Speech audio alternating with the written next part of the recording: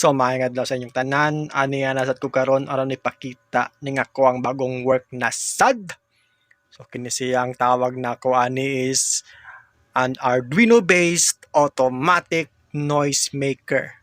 So sa pangalan pa lang daan ninyo na yung nakita kini siya nga device magpo-produce ni siya og saba nga ato ang gamiton karon mabot ga New Year kay matod pa nila magsigit og huyop o torotot makabayok daw sa mao na ni nagbuhat kog device nga automatic siya huyop sa ato ang torotot.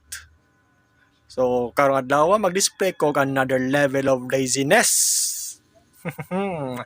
So bahala na sabihin nila na tamad ako, ang importante ay hindi tayo pagod.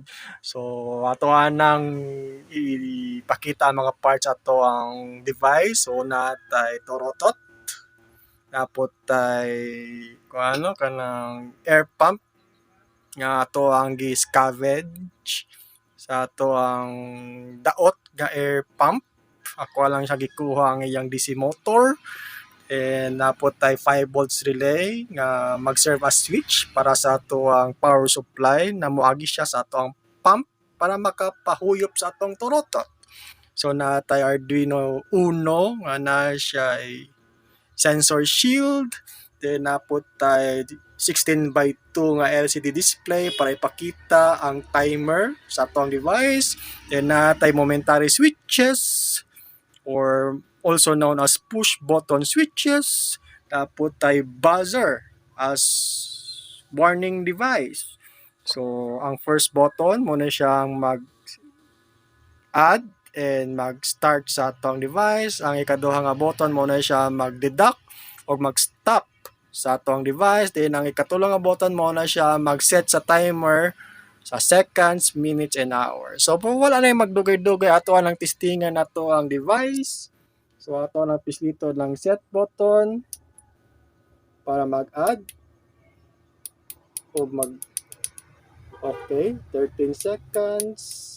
Kung na to mga 15 siguro. Then ato ang testingan, ato ang device 14, 13, 12, 11, 10, 9, 8, 7, 6, 5, 4, 3, 2, 1.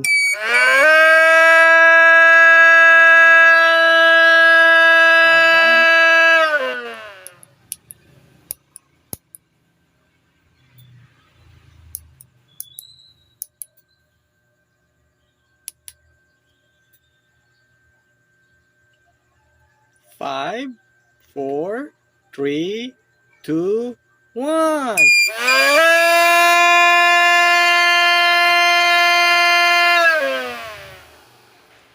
So that's all.